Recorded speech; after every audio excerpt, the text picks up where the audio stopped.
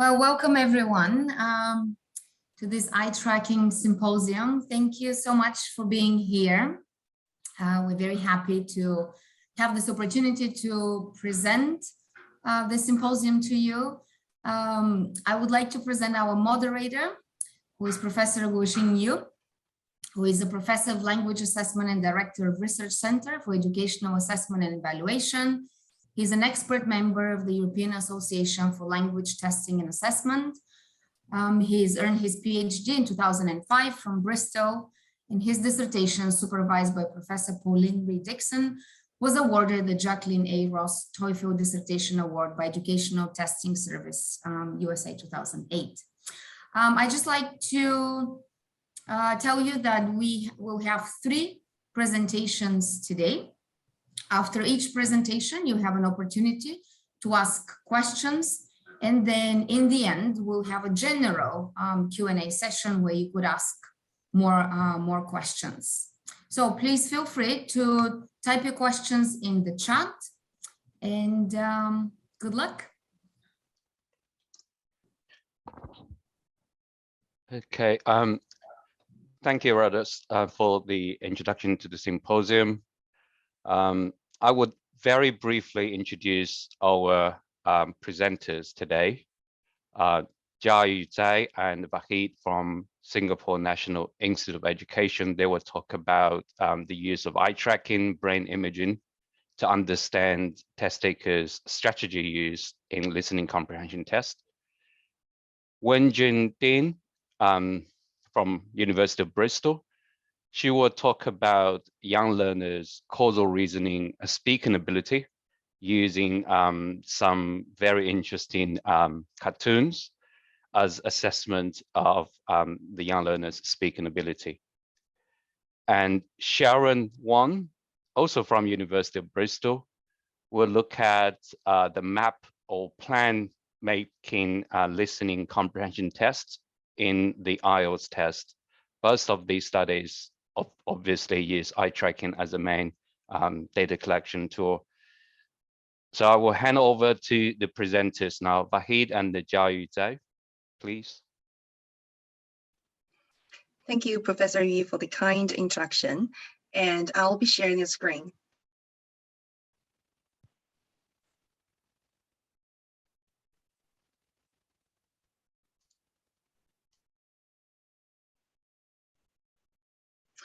Okay, good afternoon, everyone, and I'm very happy to give this presentation together with Dr. Vahid Ayadist. And the topic we're going to present today is investigating test method effects in listening assessment, application of gaze behaviors, brain activation, and metacognitive strategies. And here is an overview of my presentation today. First, I'll briefly introduce the research background, and then I'll present our study, and then finally, I'll briefly discuss the implications of our study. So first, the research background. So in listening comprehension, generally, it's agreed that there are 2 cognitive processes in listening comprehension. The first is the bottom-up processing, which means the listeners will decode from the smallest linguistic units and rebuild them progressively into the larger ones, such as from the phonemes to words, and then phrases, sentences, all the way to the discourses. And another process is a top-down processing, which means to incorporate the listener's prior knowledge to make inferences based on the audio inputs. And the second I want to talk about in listening comprehension is that actually by nature, listening, this construct is a multi-dimensional construct. For example, some researchers has proposed that the listening is an affective, behavioral, and cognitive processes, and also involving the neurological and linguistic processing. And also, researchers argues that in listening assessment, what we should do is to go beyond the mere focus on test scores at the behavioral level, and also to integrate test takers' neurophysiological and psychological mechanisms underlying their test performance. And notably, in listening comprehension, previous studies have identified some factors which affect listening test performance. The first group, we call it the test-specific factors, which specifically refers to the test method effects that impact test takers' listening performance at the behavioral level and also their neurocognitive processes. And another group is the listener-specific factors, which refers to the effect of listeners' features and characteristics on their assessment performance and are indicated by gaze behavior, brain activity, and also metacognitive awareness. As for the gaze behavior in listening assessment, usually the listener's gaze behavior will be measured by eye tracking. And we searched the previous literature and we found that the eye tracking technology in listening assessment has only been used recently. For example, in the viewing patterns in the video-based listening tests and the item reading patterns before and after the audio tests, the effect of spatial location of key answers in MCQ questions in listening, etc. And the next is the neurocognition in listening assessment. And here we specifically talk about the functional near-infrared spectroscopy, of NEAR for short. And this technology is non-invasive optical neuroimaging technology, which can measure the changes in test takers or listeners' hemodynamics and oxygenation in their brain cortex. And compared with other technologies, FNIR actually is somewhat advantageous. For example, it has lower cost and better portability, and also has less restrictions on the participants' physical movement. So it's actually a preferred choice to examine test takers' brain activity, especially in listening assessment. However, the utility of this technology, FNIR, in investigating listeners' cognitive process is much under-researched. So till now, we can only identify 3 studies which has used this technology in listening assessment. Specifically, we also, previous studies has also identified the association between the listening comprehension and the brain cortex in the left hemisphere. So just now we said that there are 2 processing in listening assessment, bottom up and top down. And previous studies have found that these 2 processing are actually supported by different brain cortex respectively. The bottom up processing was mainly supported by the left inferior frontal gyrus and the posterior middle temporal gyrus. And the top-down processing is mainly mediated by the dorsal medial prefrontal cortex. So here is a picture and a montage of the technology, the device we use. And as you can see, there are 3 gray areas, which represents the 3 brain cortex in our left hemisphere. And these dots, red and green one, are the sources and the detectors used in the cap that the participants were in the experiment. And another one is the metacognitive awareness in listening assessments. So specifically, metacognitive awareness refers to the cognition about one's own cognitive process, but the cognitive awareness is a state of consciousness of one's cognition about his own cognitive activities. And the significance of metacognitive awareness in L2 listening has been established in both theoretical frameworks and also some empirical studies. And usually in listening assessments, listeners' metacognitive awareness is usually measured by the MELC developed by Van der Grift and in 2006, which measures 5 constructs of listeners' metacognitive awareness, that is person knowledge, directed attention, mental translation, problem solving, and planning and evaluation. Okay, and another one is the test methods in listening assessment. So in our study, we define the test methods as the presentation format of audio tests and the test items in a listening tests. So in this case, there are two kinds of test methods. The first one is while listening performance, WLP for short. That is, the test takers will be presented with the test items concurrently with the audio tests. So they will read and answer the test items while they are listening to the the audio tests. And this method is represented by the IELTS listening sections. And another one is the post-listening performance, POP for short. That is, the test items will not be presented concurrently to the test takers, but will be presented after the audio tests. So the test takers will listen to the audio tests and they may take some notes, and then they will read and complete the test items. And one example is the TOEFL IBT listening sections. And the test methods test method effect in listening assessment.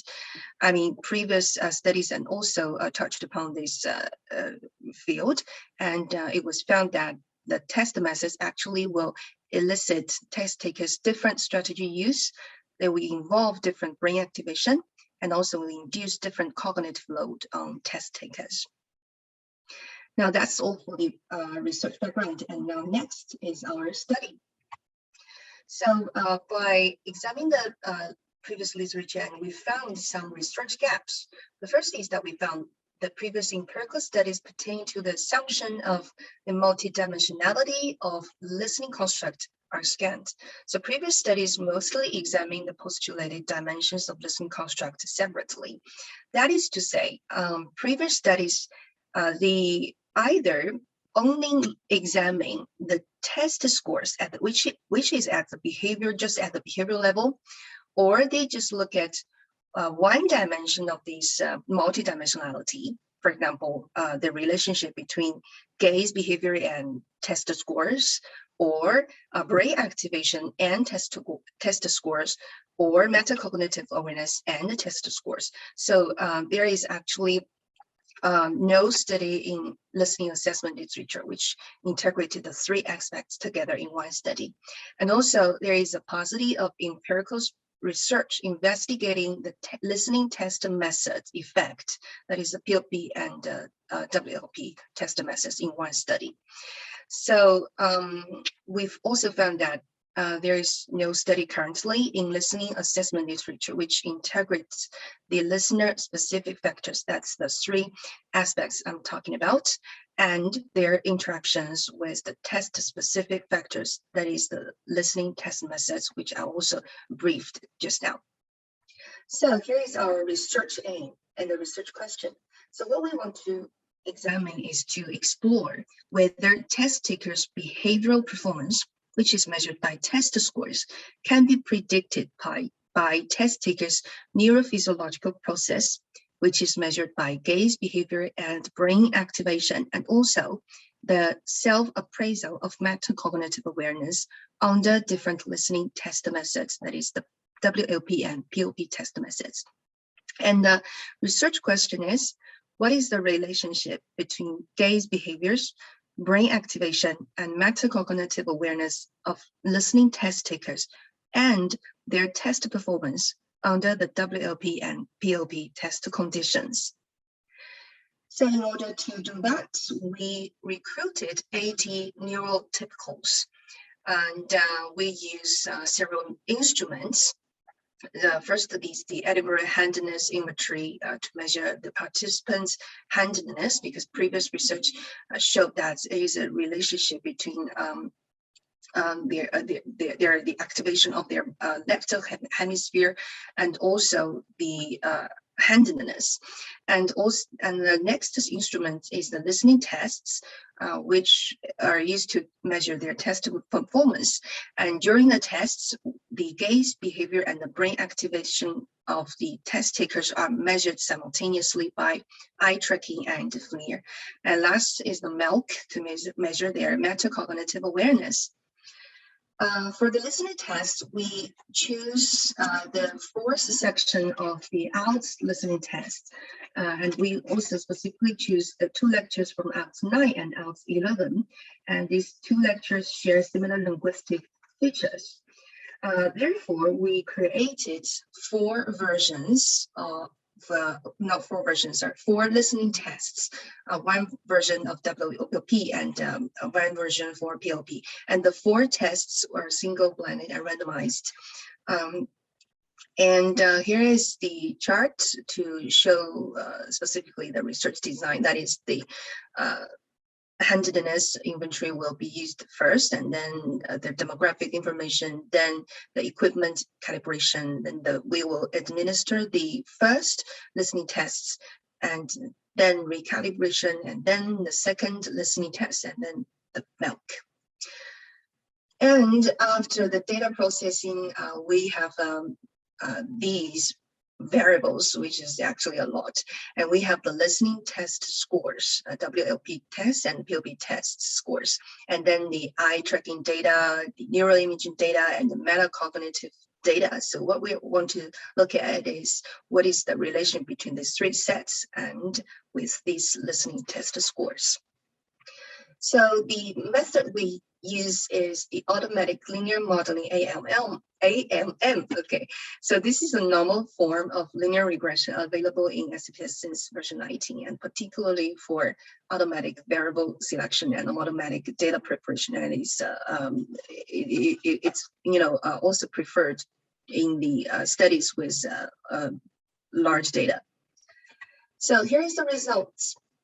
As actually the ALM generates 8 models, and when we were choosing the models, we considered the value of the information criterion. Generally, the lower the value is, the better the model fits. And also, besides that, we also consider some suggesting theories on how to choose these models in ALM. And finally, we choose the best subsets plus AICC this model for both WLP tests and the PLP tests. So here is the results. Here is the PLP test, and 6 variables were identified, significantly predicting 32.4% of bit variance in listening in the WLP test performance, and for PLP test performance. And for WLP test performance, 3 measures or 3 variables were identified, which significantly predicting 25.9% of the WLP test performance. So I made this table. It may show the differeces and may do the comparison better. That the first is the PLP and the WLP. This is the test methods, and these are the listener-related factors. So we see that for PLP test performance, actually there are 6 variables. The first is the gaze measure, is the VisiCots. The brain measures, 3 measures, and the metacognitive strategies, also 2 measures. And for WLP, 1 measure, which is different from the gaze behavior for predicting the PLP test, it's the fixation duration. And interestingly, no brain measures were significantly found to predict the WLP performance, and also 2 metacognitive strategies, which some are different and some are similar. So in conclusion, we say that the different listening test methods actually have activated different neurophysiological and psychological mechanisms of test takers. Okay, now next is the implications. By this study, we say that the listening test scores at the behavior level is actually a function of test takers' neurophysiological and psychological mechanisms, which has offered new insights to the understanding of listening construct, especially its multi-dimensionality nature, which changes as a function of test methods. And another one is that we gave more empirical support for the impact of the test methods effect on listening test performance. Just like I said, the different listening test methods have activated different neural, physiological, and cognitive test-taking mechanisms.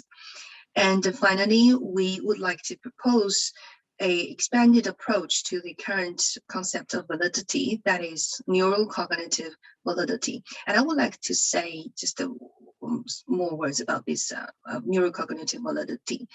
So this concept is actually based on the previous series and also some empirical studies. So previous frameworks on constructive validity, such as the normostatic span and the nomological, and the nomological network, they consider constructive validity within the network of relationship between the test measurements, that is the test scores, and other factors, for example, the listener-related factors. And also, researchers have called for the use of different test methods to measure the same construct in order to ensure the test validity. And in this study, together with some studies conducted by our team led by Dr. Vahid Ayadist, we also found that test takers are engaged in different cognitive and neurophysiological processes under different test methods, which actually measuring the same latent listening construct. Therefore, in a nutshell, we would like to propose that when listening, the neurocognitive validity is defined as the converging evidence that different test methods measuring the same construct should engage test takers in the same neurocognitive processes, which result in the same test behaviors represented by test scores. And that's all from our presentation, and thank you very much.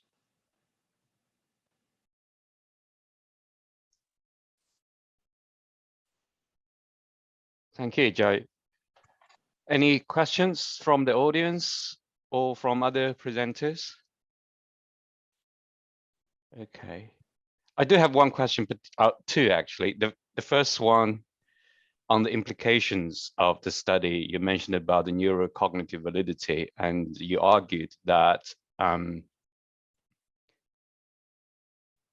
everyone should have the same, if it's the same construct, everyone should demonstrate the same kind of response to the same task. How realistic it should be, or it can be. Because, yep, sorry. Because we know that everyone is different. Yeah, thank you for the question. Do you hear me fine? Yeah. Yep. Very good. Good. Nice.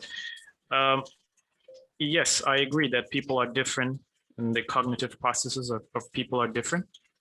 But there is something that is common across all people who do listening comprehension tasks, and that is the top-down and bottom-up processing. I mean, if you think about it, we can't imagine that there is a human being who does listening comprehension through a different process other than top-down and bottom-up processing. So with this fact, which is pretty well established in cognitive psychology and also in language learning, we can assume that those areas in the brain that are associated with top-down and bottom-up processing should be somehow activated or engaged when students are doing a listening test. So we also expect that this will not significantly change across different test methods for the same, if the same person is taking the same test under two conditions. And if it does, it simply indicates that there's a significant impact exerted by the test method. But I should also add that it's true, Woxing, that different people listen in different ways. They have different strategies, different metacognitive strategies.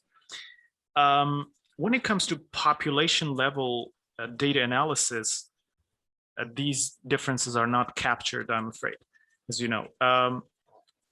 We could capture those differences at individual level through other methods.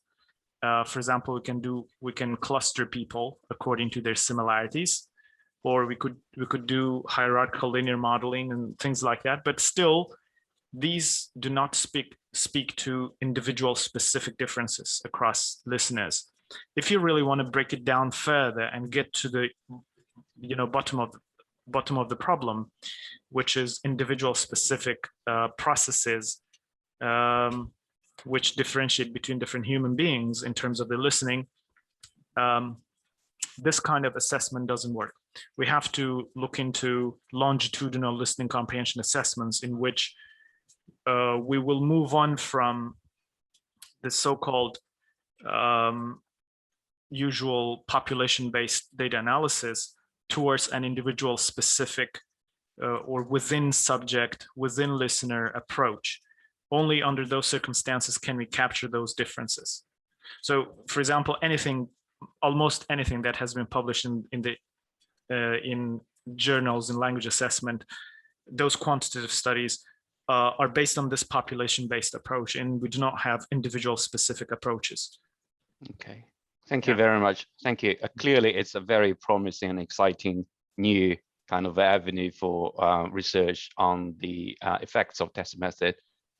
And my second question is actually in relation to the different methods used in your study or in any kind of a study that draw on multiple data collection methods.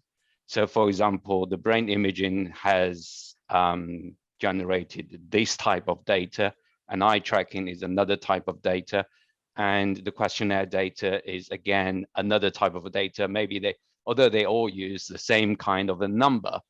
So I wonder, in your research, how do you kind of standardize the relationships between these different data sets, or whether you just use the raw data to model the relationship with the test performance?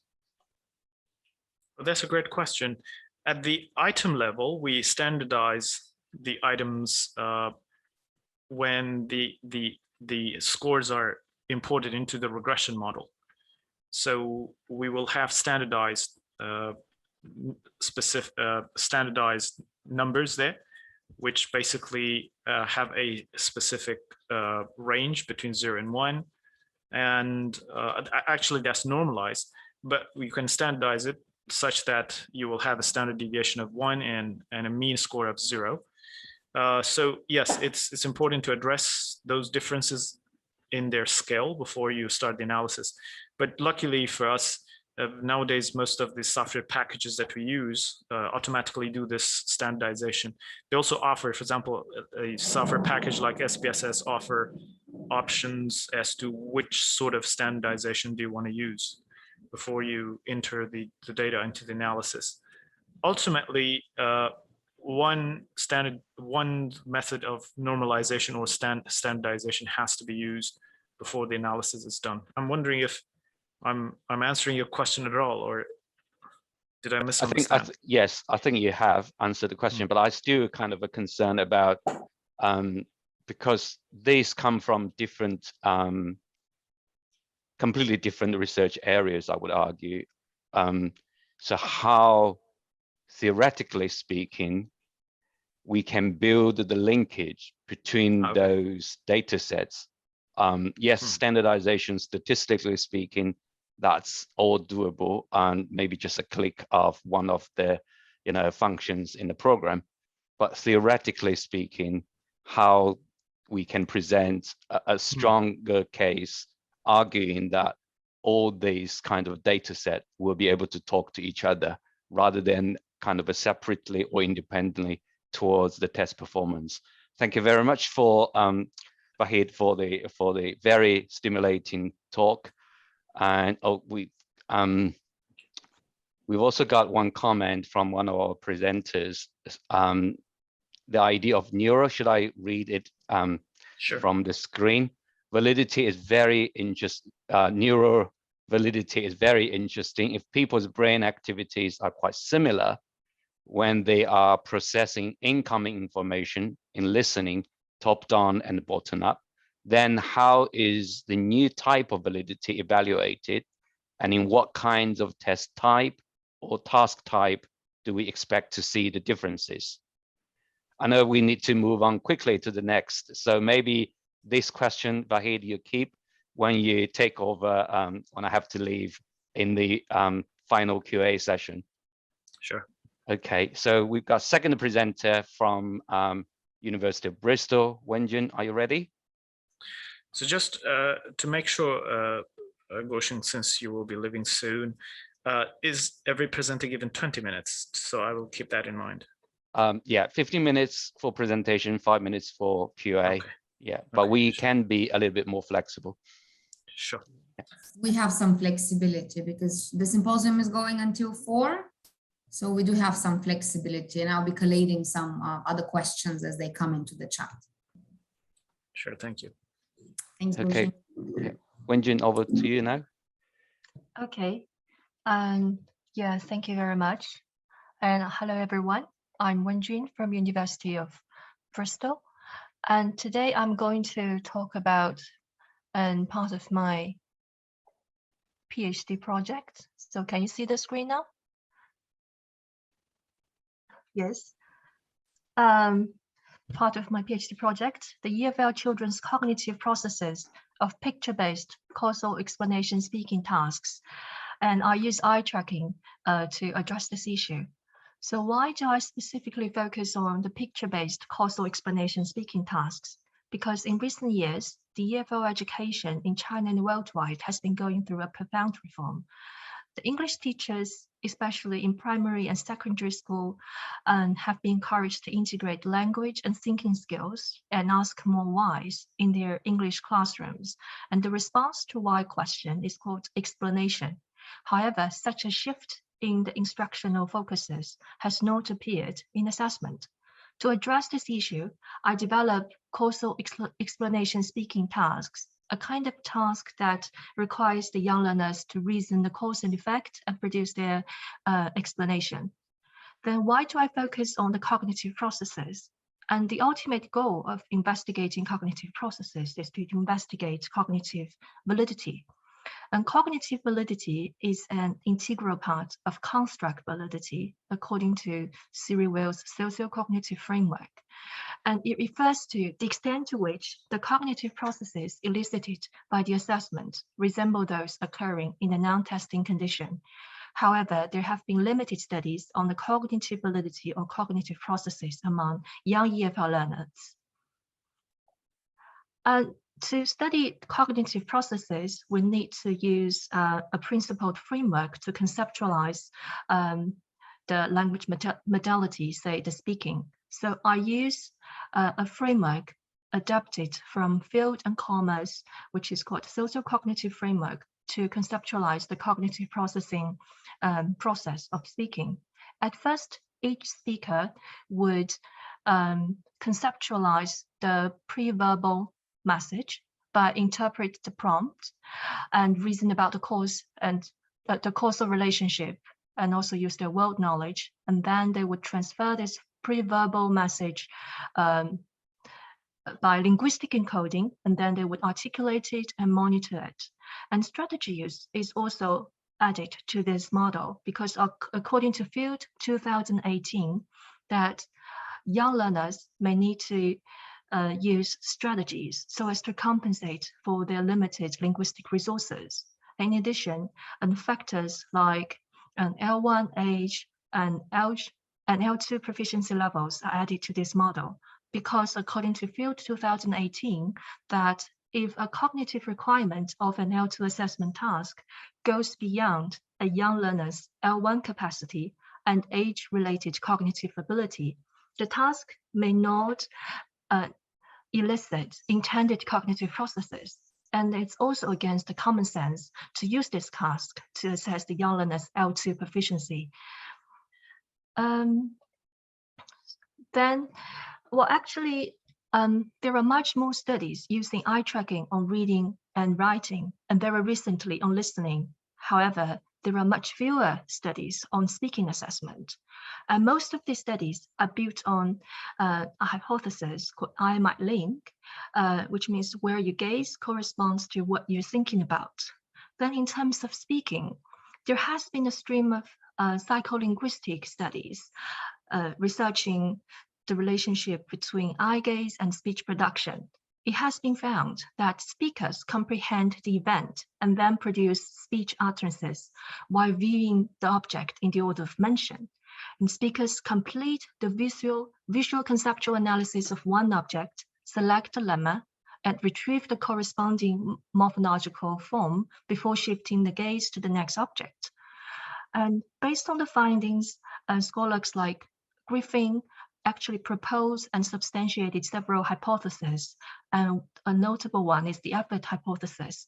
And this is very much like the I-might link, which suggests that the length of fixation actually suggests the amount of mental or cognitive efforts you've made to process the visual information.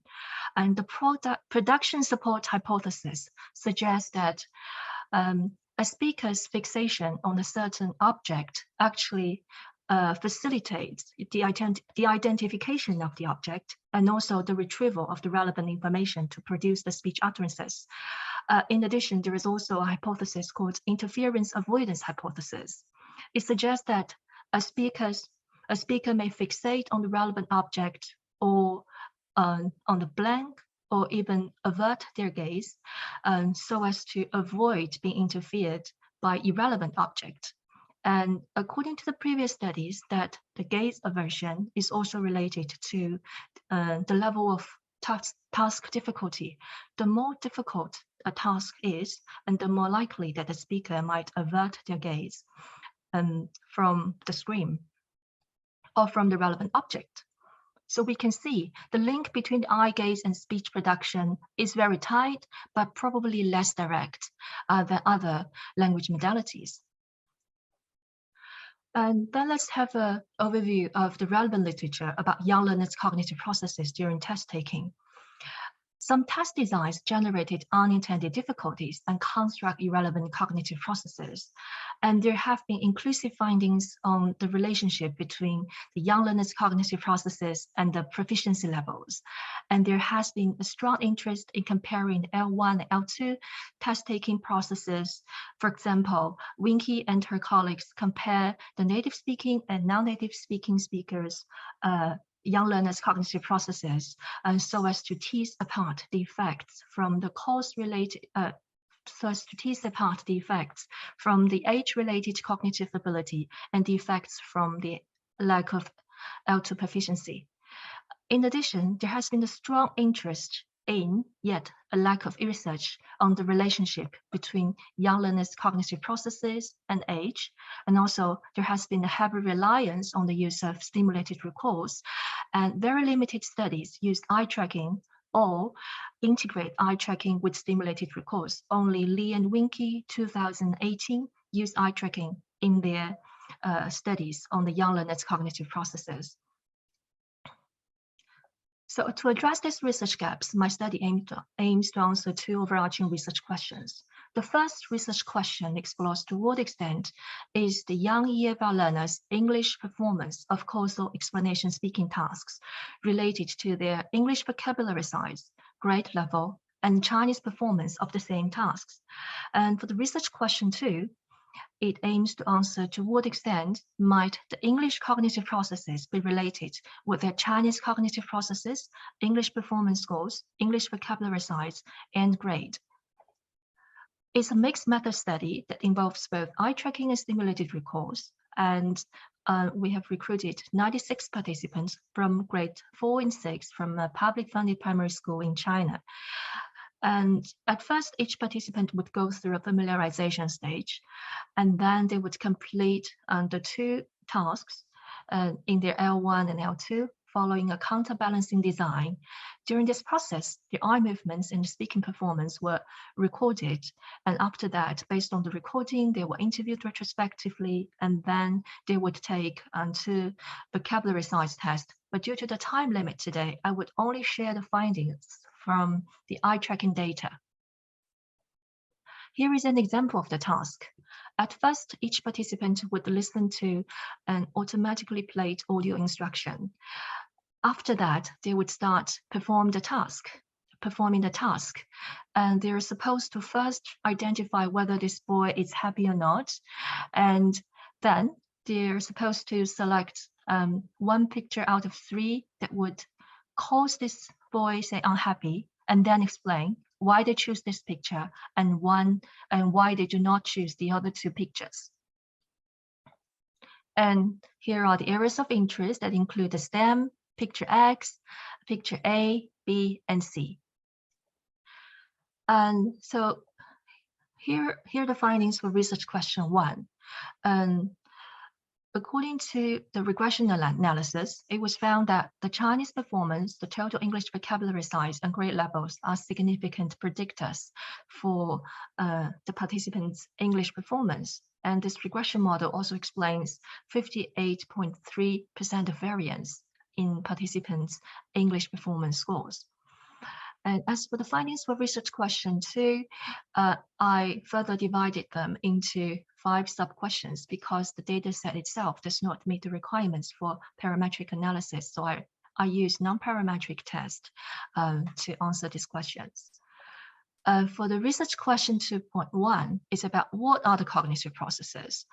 I further synchronize the eye movement data with their causal explanation. I divide the whole eye movement data into 2 major stages. One is the pre-speaking stage, where the young learners were listening to the audio instruction, and then the while speaking stage, they started the speaking performance. We can find that at the pre-speaking stage, STEM actually had the longest and also the second longest total fixation duration in the 2 tasks. It suggests that at the pre-speaking stage, the participants spent a large amount of time fixating on the STEM. And it was also interesting to note that in the dog task, the young learners spent the longest total fixation duration on picture C. It probably suggests that the young learners consider this picture more difficult than others or more important than others. So they spend a much larger amount of time preparing or planning for picture C. And as for the while speaking stage, I further divide the whole stage into several mini stages according to the features of the causal explanation speaking task, namely introducing the psychological status, introducing the choice, explaining picture A, B, and C, and then the conclusion. And the areas of interest was further transferred into the picture being explained, the next picture to be explained, picture X, 10, and others. Others refers to the areas of interest that is not directly related to the speech content. And what have we found so far? It was found that when participants was introducing the psychological status, for example, they're saying the boy is not happy, they tend to fixate picture X and STEM much longer than other areas of interest. When they were explaining, no matter picture A, B, or C, the picture being explained received the longest total fixation duration, and then followed by the next picture to be explained. And such a pattern is actually in accordance with the previous findings that the participants actually were doing a lot of speech planning when they were producing their speech utterances. As for the research question, for the findings for research question 2.2, I used Wilcoxon side rank test to explore the differences between the English cognitive processes and the Chinese cognitive processes.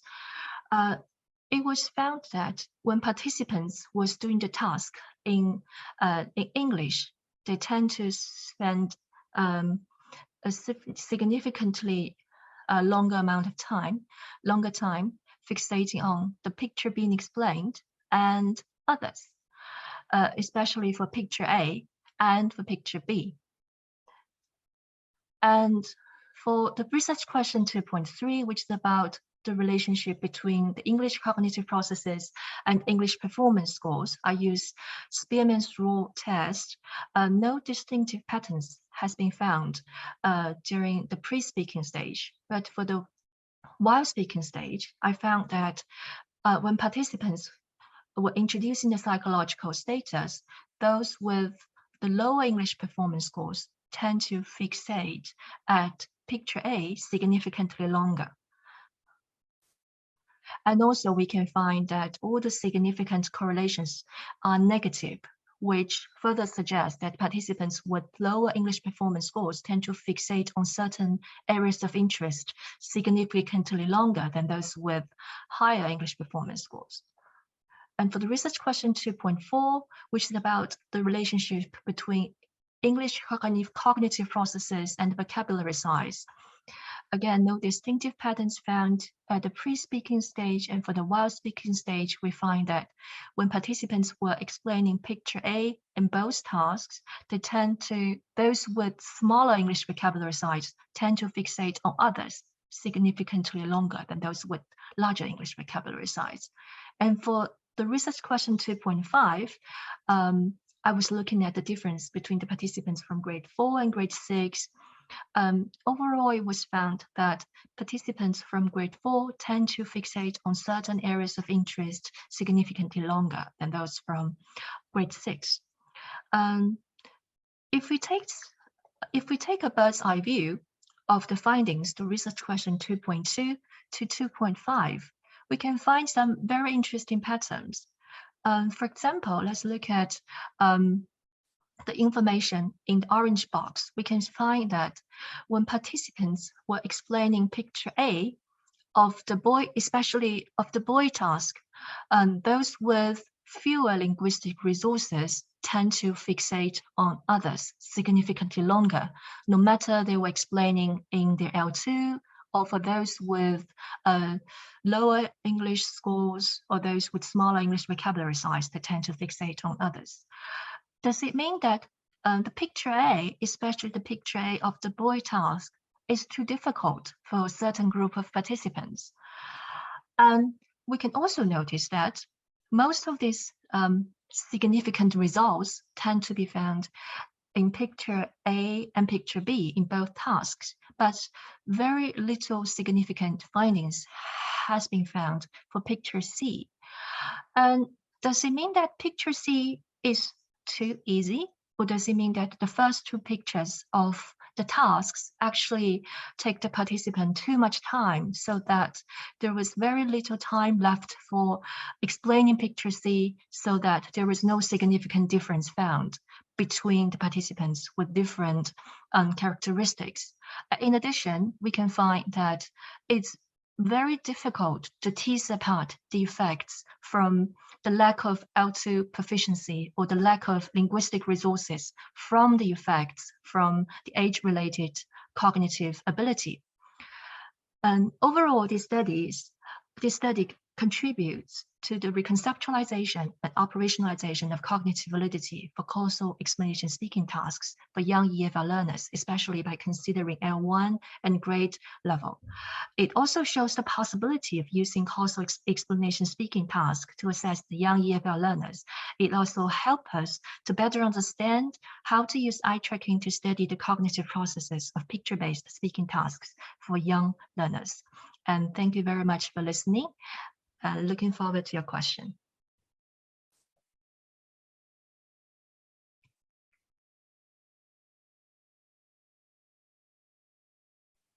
Thank you very much. I have to wear my headset when I ask the questions because, you know, there is rain here. And okay, I hope you can still hear me. Can you hear me still?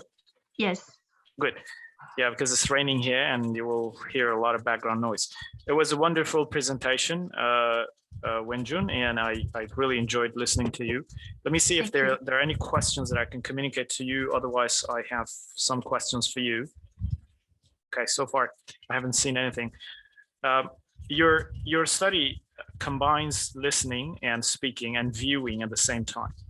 And you found that there are several of factors that contribute to the speaking scores of your test takers or your participants. My question for you would be, ultimately, what does that speaking score represent? Does it represent speaking or does it represent something else? Thank you very much, Wahid. It's a very interesting question. I would say the speaking score is composed of two sub-scores. And one is about logic and delivery, and the other is about, one is about content and logic. The other is about language and delivery. We would expect the task itself to be a speaking task. But when we look at the speaking scores, I found that there was no significant difference between the young learners and L1 performance, which means that when they were performing the task in the L1, they don't have, I would say, the task itself is cognitively appropriate for the learners. And so, which means that ultimately it is a speaking task because the speakers can generally manage the cognitive requirements of the task, and they are able to reason the cause and effect. I hope I answer your question. Yeah, brilliant, thank you. Oh, some questions are coming in now. So one is from Thi Namai Fan. I'm going to read it to you. So the question reads, thank you very much. I was wondering if there was any gender differences in the study in how the children responded in the speaking test. Thank you very much. Because as gender is not, a factor under investigation in this study, but I do try to control the effects from gender. Equally, I think there are about 40% of participants are males and 60% are females. But I will, look at potential effects from gender. But I do think in my study, I'm trying to control the effects from the gender. And thank you.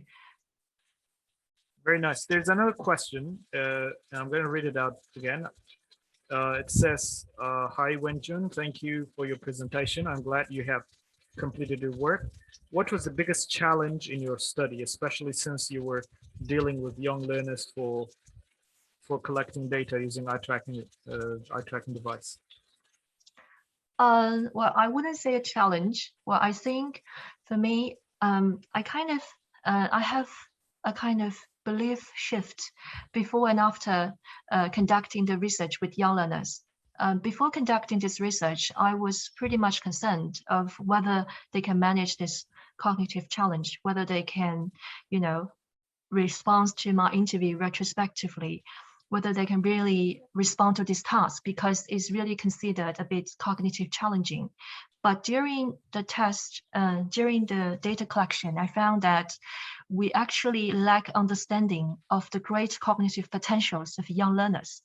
And they're able to do the task, and they are very active. They try their best to accomplish this task as long as they find this task very interesting. So I think the great implications for researcher is that please do not limit your estimations for young learners' performance, and do not estimate what they can do, and try to do more research to look at their actual performance, the actual cognitive processes. Yes, thank you. Very nice. Thank you very much, Wenjun. There may be more questions, but in the interest of time, we'll have to move on to Sharon's presentation. But later on during Q&A, if there are any questions, you can take them and answer them. Thank you again. And let's move on. Sure. Let's move on to Sharon. Sharon, are you around? Okay. Yes, so hello. Hello, over to you.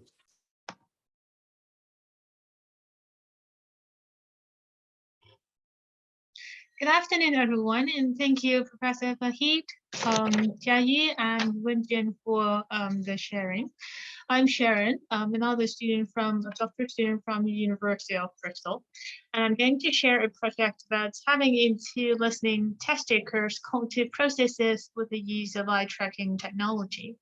The topic is validity of final map labeling tasks in listening assessment from a perspective of LT test takers' cognitive processes. So the eye tracking technology in this study was used mainly for two purposes. One is its eye tracking replay, which served as a prompt for stimulator recall. So in the picture on the right-hand side, the red lines and circles show test takers' eye movement. So we looked at the eye movement replay after each set of tasks, and the participants could pause the recording when the replay reminded them their thoughts during the task, and they reported their thought processes and the difficulties that they encountered. I could also pause the recording and ask them what they were thinking about at that point when they were looking at a particular item in the task. The second purpose of the eye tracker was to collect quantitative data measuring test takers' viewing behavior, as eye tracking research suggests that people's attention somehow reflects their cognitive processes. So this was what Wenjun has mentioned for the eye-mind link. So those were why and how eye tracking was used in a study. So now let's take a step backward and have a look at the background of this study. The focus of this study is on one type of task in IO's listening component, mainly plan or map labeling, which often appear in section 2 in the IO's listening component. The task type assesses test takers' ability to relate the information they hear to a visual representation of a place. Typically, it requires listeners to follow language expressing spatial relations and directions, such as opposite to the north of, etc. So you can see some sample tasks on the right here. It is generally assumed that test takers' general intelligence should be able to help them follow this kind of language.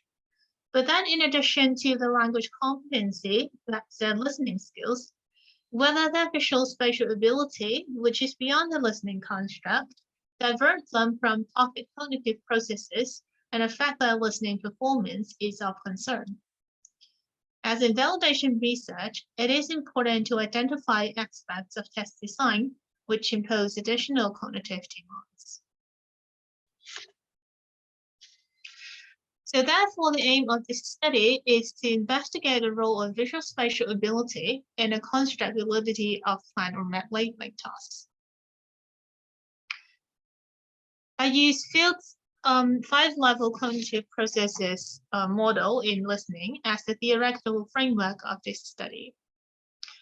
When comprehending incoming information, a listener goes through 5 cognitive processes. The first 3 stages are lower level processes. So the first one, in the first input decoding process, they transform acoustic cues into groups of syllables. And then in the lexical search stage, they find the best word level matches for the sound. And then in the third one, they work on sentence level in the syntactic parsing stage in order to specify the lexical sense more precisely. The last 2 levels are regarded as higher level processes. Meaning construction occurs when word knowledge and inferences are brought into the understanding process. And finally, the listener integrates what has been newly heard with previous sentences and gets the full meaning of what has been said as a whole. So of course, this is based on the bottom-up and top-down that previous presenters were talking about. So to understand whether and how visual spatial ability plays a role in a construct validity of plan or map labeling tasks, 2 research questions are posed.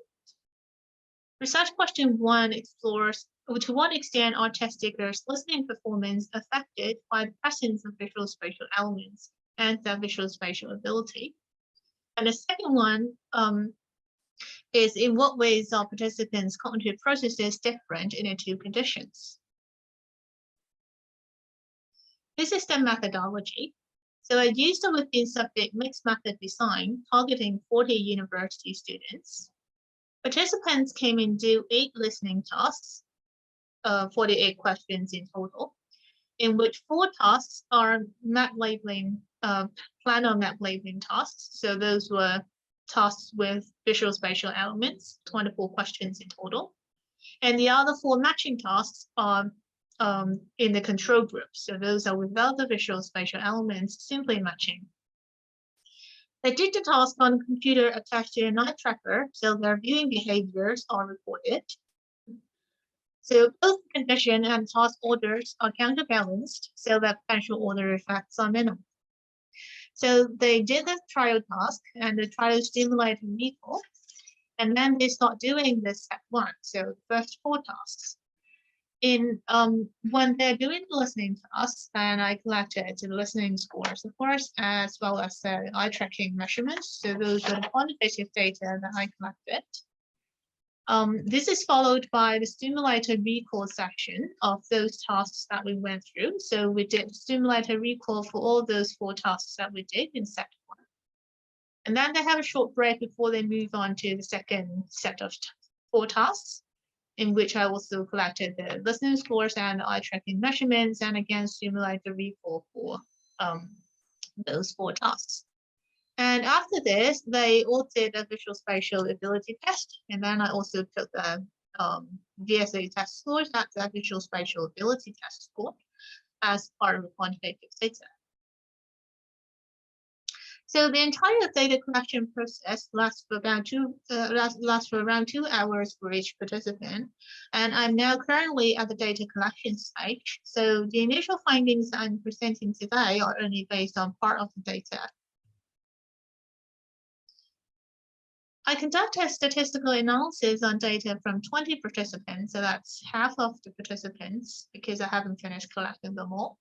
And from the paired sample t-test, I found that there is a significant difference between the listening scores on visual spatial and non-visual spatial tasks. Those are the VS tasks and non-VS tasks we see in a table. So as the full mark 24, the mean for listening scores for VS tasks, those are the plan or map labeling tasks, is 15, whereas that for non-VS tasks is 17.9. So the test takers perform significantly better in non-VS tasks. Regarding test takers' viewing behavior, I first drew up the areas of interest in each task and compared the second pattern in each answer. For example, in task E, the VS task, the light green part here actually indicates how to walk to the black barn in order to find the correct answer H for question 4. So those were how I drew that. Similarly, in task H, a control task, so those are simply matching tasks without visual spatial elements. The light green part here is where participants should be fixating on when they read correct answer E for question 3. So these are the areas of interest. And based on the areas of interest, I did statistical analysis on the fixation duration and fixation count. So those were the eye tracking measurements. And the result is here. The fixation duration mean for the correct options in the VS tasks is 15.58 seconds, while that for the non-VS tasks is 8.42 seconds. And the difference between the two figures is significantly different. So this is the fixation duration. And similarly for fixation counts, we also see significant differences there. So the mean of fixation count on the correct options in VS tasks is much higher at 70.28 seconds, compared to that in non-VS tasks at 40.75 seconds. And again, the difference is significantly different. So from the fixation count and the fixation duration measurements, we can see that the performance as well as viewing patterns are different between the two conditions. But then, in both conditions, no correlation relationship is actually identified between test takers' visual spatial ability and the listening performance, or the visual spatial ability and the viewing behavior. So that shows that visual spatial ability probably does not play a significant role even in platform map labeling tasks. Although visual spatial ability does not seem to play a significant role, it is worth noting that there are significant differences between the two conditions in terms of test takers' listening performance and viewing behavior.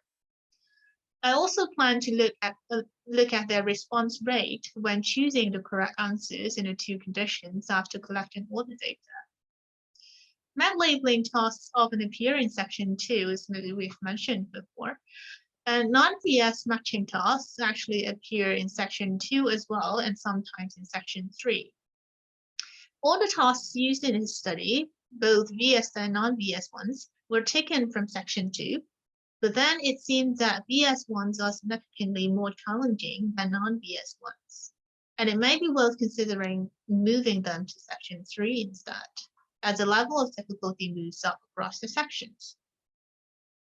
Since test takers fixate on the correct answers longer and more often from the eye tracking measurements, it would be meaningful to look into the extra-cognitive processes involved. This would be analyzed based on data from stimulator recall and will be done after all the data have been collected. But for now, it just seems to me that participants are telling me a lot about the extra higher level processes involved in the VS tasks, like they had to mentally pause for a while and like think about where the southwest was, as I heard that from the recording. So those deal with higher level cognitive processes, and especially in this example, meaning construction. So this is basically what I wanted to share, and I'll look into the data more closely in the coming few months and form a more comprehensive picture of the cognitive processes they go through during listening tasks. Thank you. Thank you very much, Sharon. A very interesting study on listening comprehension assessment. I haven't seen any questions in the chat box yet, but I have questions. So if you don't mind, I can start off by asking you about the theoretical framework that you presented in one of the slides. Just out of curiosity, it seems to me that the cognitive processes that were presented had a linear progress, assuming that it's something like a bottom-up processing, assuming that comprehension always is either top-down or bottom-up.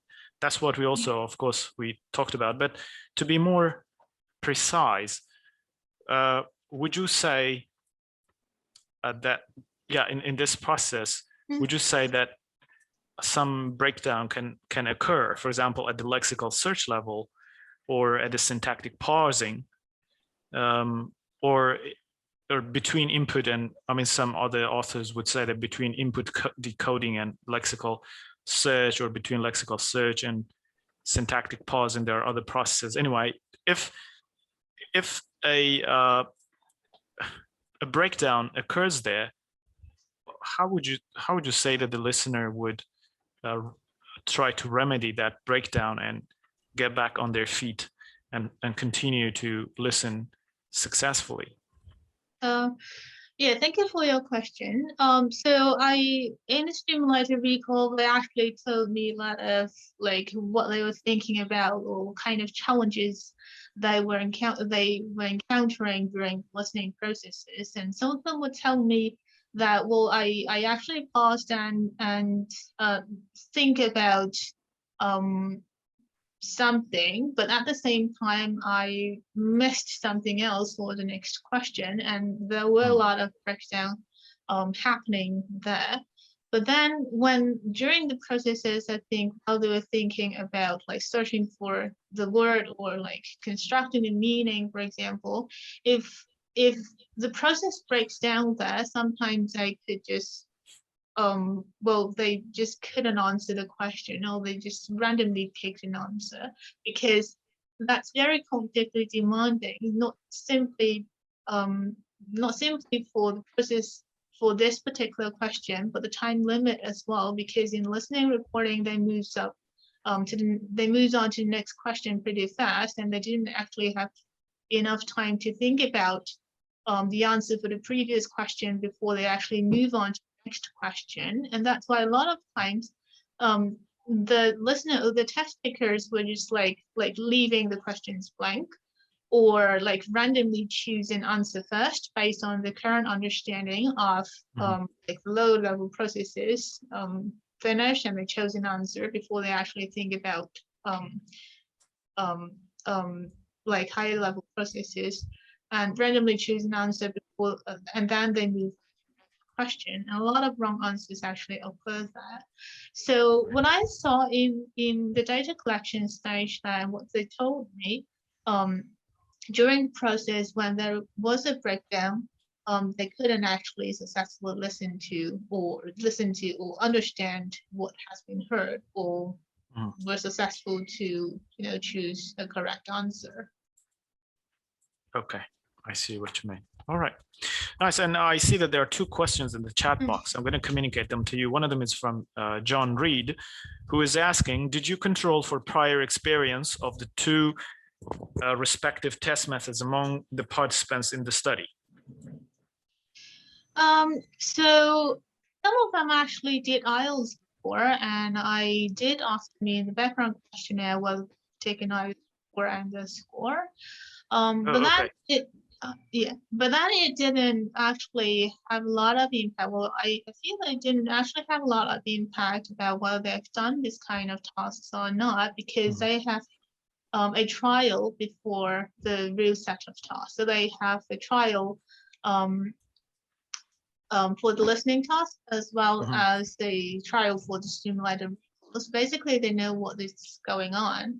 And whether they have done the map type of question or not, it doesn't really matter that much anyway, because it wasn't something that they couldn't process, because, well, they have got a minimum level of general intelligence, and that should help them understand how to task it.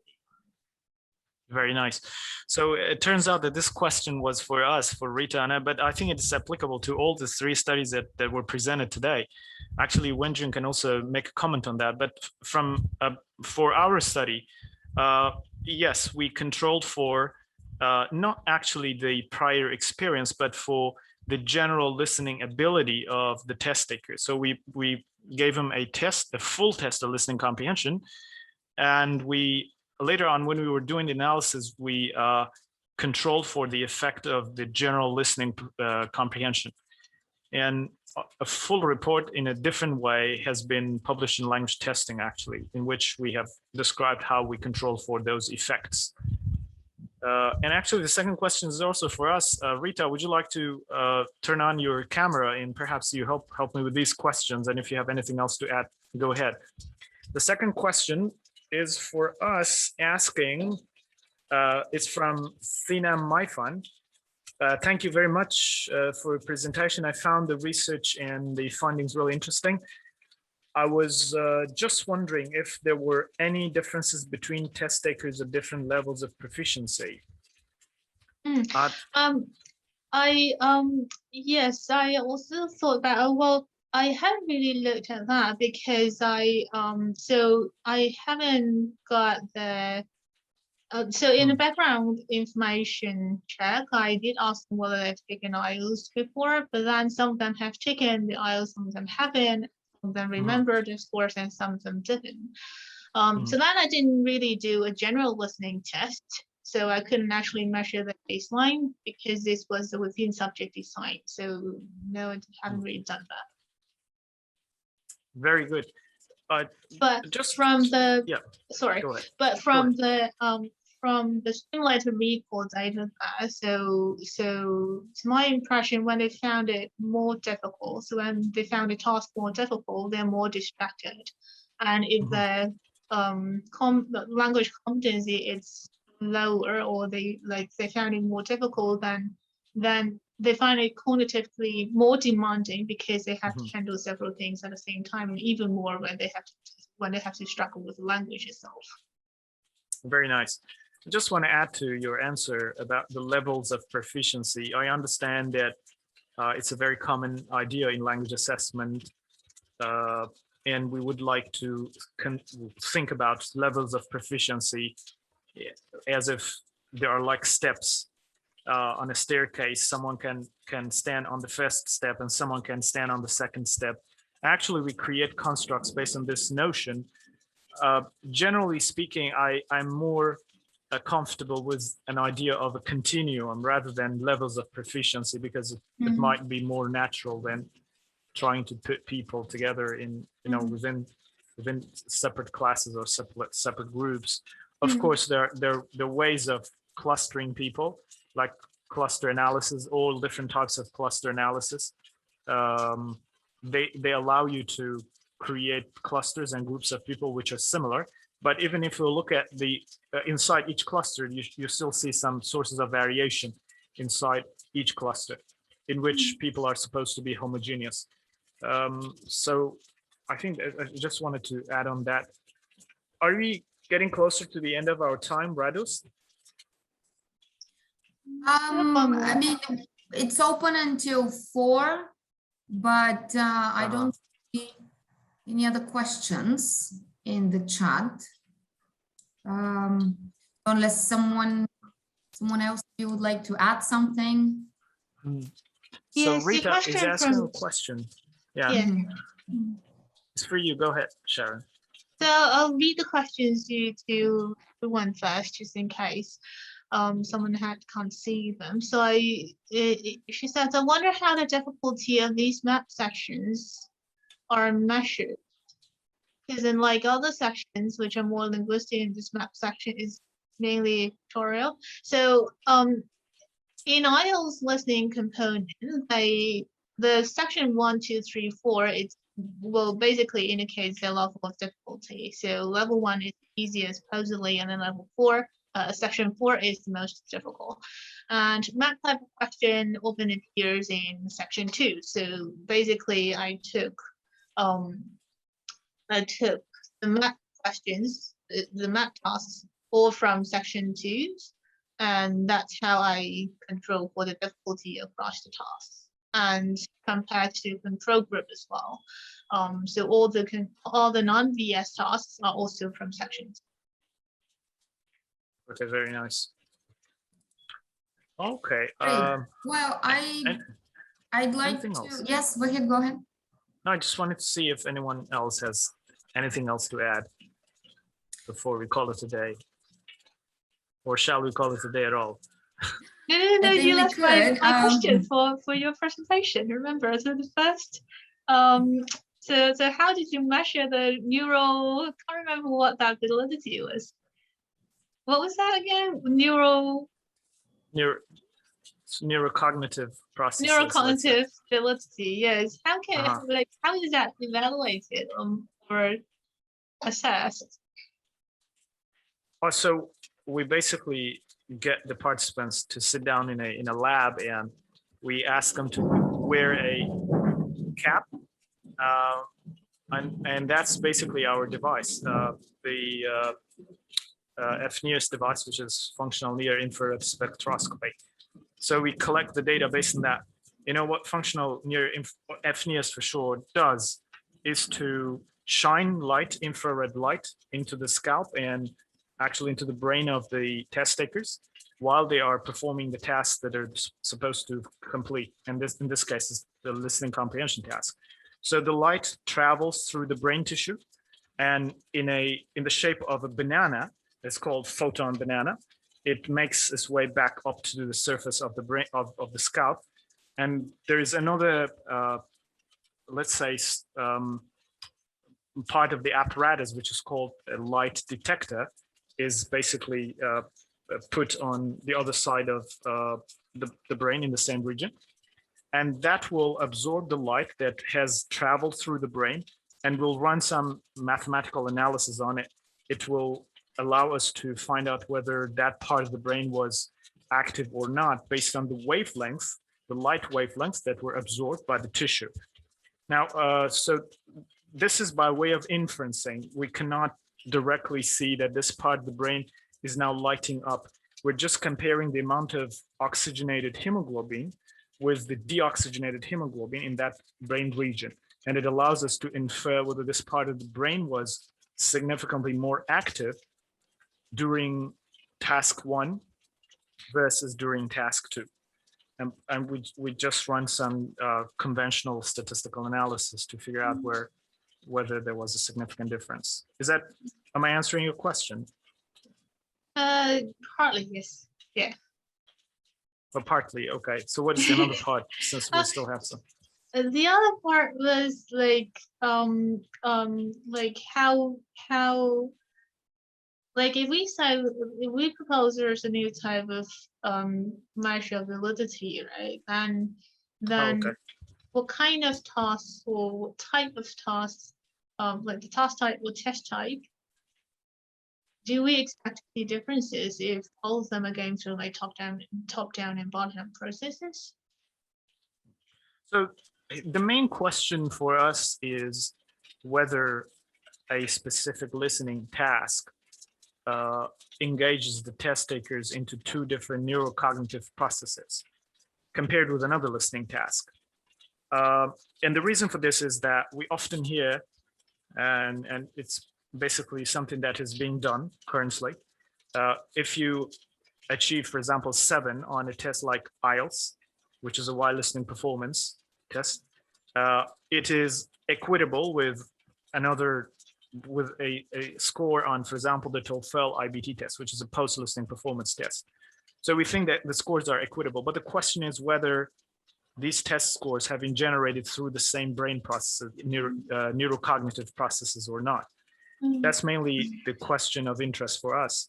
And we figured out what we did was we ran several types of analyses at the same time. Long story short, I want to draw a conclusion on what we have done without talking about the details of the analyses and the data collection process. So what we found was that gaze behaviors were significantly different across the 2 test methods. And also the brain imaging data were significantly different as well across the 2 test methods. So it basically showed that there is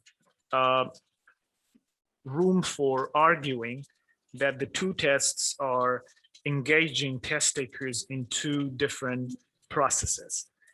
Although the test scores are equitable, they were what was happening before the generation of test scores, that is the process, was different.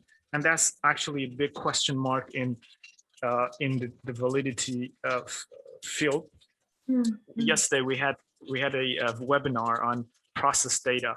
Actually, I can share the link here with you guys if you're interested. We talked about this in details about the process data and the end result data and the advantages of looking into the process data, especially in terms of the evaluation of validity. We have called this approach neurocognitive validity or neurocognitive validation. And that's the link that I just shared here. Well, it's a concept that's gradually emerging, and we are still we're still ignorant, to be honest, about many dimensions of what neurocognitive validity is and what contributions it would make to the field. But we're certain that this idea can fly at the end of the day. Thank you. Thank you. Well, I just wanted to thank all of you for this wonderful symposium and our audience. And just to remind everyone that you could join the discussion in the community space, and please also fill in the survey, which will help us and the presenters. It's on the right of your in your screen, just under the chat box. And thank you very, very much for this. Right, could you please share that link with the audience? The chat has now closed, unfortunately. Oh, good. So I won't be able to share that with the audience. But maybe if you join the discussion in the community space, and you could share it there. Yeah, I can't see the link either. Yeah, but could you share it here with everyone, because you shared it with me and I cannot reshare. Well, I did. I just sent it to me directly, but you could just everyone. Yeah, I cannot reshare it for some reason. Okay, so it's this time around is to you. I don't know if you can see it. Can you see it now? Not yet. No, just select everyone, and they will. Okay, select everyone. Yeah. Okay. Yeah, yes, we can see. Thank you. Thank you so much, and good luck with your further research. Thank you, and all the best. Have a good day. Thank you. Bye-bye. Have a good day. Bye-bye. Bye-bye.